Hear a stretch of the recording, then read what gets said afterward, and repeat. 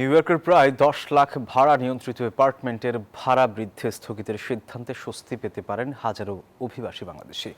নির্বাচনী প্রচারণায় ভাড়া না বাড়ানোর প্রতিশ্রুতি দিয়েছিলেন নিউ ইয়র্কের নতুন মেয়র জোহরান মামদানি। সেই প্রতিশ্রুতির বাস্তবায়ন হিসেবে 1 ও 2 বছরের লিজের ক্ষেত্রে ভাড়া বৃদ্ধিতে সাময়িক বিরতি দিয়েছে শহরের রেন্ট গাইডলাইন্স বোর্ড। ফলে কুইন্স, ব্রুকলিন ও ব্রঙ্কসে বসবাসরত বহু বাংলাদেশি পরিবার বাড়তি ভাড়ার চাপ থেকে রেহাই পাবে। তবে সুবিধাটি কেবল ভাড়া নিয়ন্ত্রিত বা রেন্ট স্টেবিলাইজড অ্যাপার্টমেন্টের বাসিন্দাদের জন্য প্রযোজ্য। বাজার দরে ভাড়া নেওয়া বাসিন্দারা এই সুবিধার আওতায় থাকছেন না।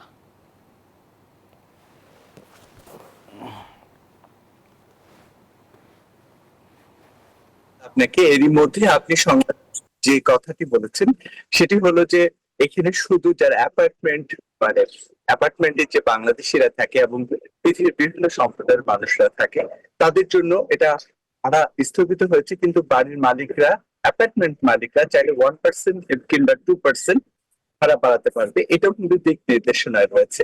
তো সবচেয়ে বড় কথা, স্বস্তির খবর হচ্ছে জোহরান মামদানি যে খবরটি বিফোর ইলেকশন যেটা বলেছিলেন যে এমনিতেই নিউ ইয়র্কে যে 5টি বড় রয়েছে, Staten island, Manhattan, Brooklyn, Bronx এবং কুইন্স, সবচেয়ে বেশি বাংলাদেশিরা থাকে কুইন্স, ব্রঙ্কস এবং ব্রুকলিনে।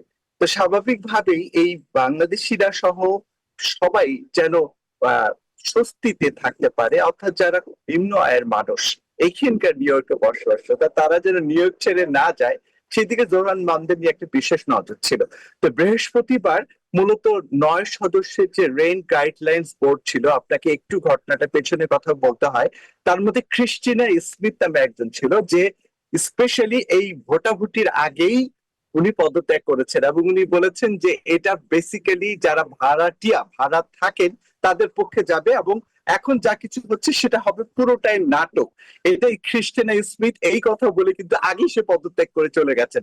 বাকি থাকলো 8 জনের মধ্যে 7-1 ভোটে মূলত 7 ভোট যায় ভাড়াটিয়াদের পক্ষে এবং 1টি ভোট পেয়েছিল বাড়ির ফ্ল্যাট মালিকদের পক্ষে। 7-1 ভোটেই মূলত এই প্রতিদ্বন্দ্বিতাটা হয়। আর সবচেয়ে যে ভালো খবরটি আপনাকে দিতে চাই, জোহরান মামদানি একটি কথা বলেছেন, নিউ ইয়র্কে সব শ্রেণী মানুষদের জন্য এটা একটা বসবাসযোগ্য নগর হিসাবে গড়ে তোলার প্রতিশ্রুতি দিয়েছেন। এরই মধ্যে উনি বিভিন্ন জায়গায় আরো বহুতল ভবন নির্মাণের পরিকল্পনা করছেন। এরই মধ্যে ব্রঙ্কস, ব্রুকলিন বিভিন্ন জায়গাও তিনি বরাদ্দ করেছেন এবং যেন সবাই সাশ্রয়ী ভাবে নিউ ইয়র্কে বসবাস করতে পারে সেই দিকেই তাকিয়ে আছেন জোহরান মামদানি। প্রতি সপ্তাহে সর্বোচ্চ বার বিকাশ পেমেন্টে 50 জন হবেন পেমেন্ট চ্যাম্পিয়ন। জিতে নিন টিভি সহ আকর্ষণীয় সব প্রাইজ।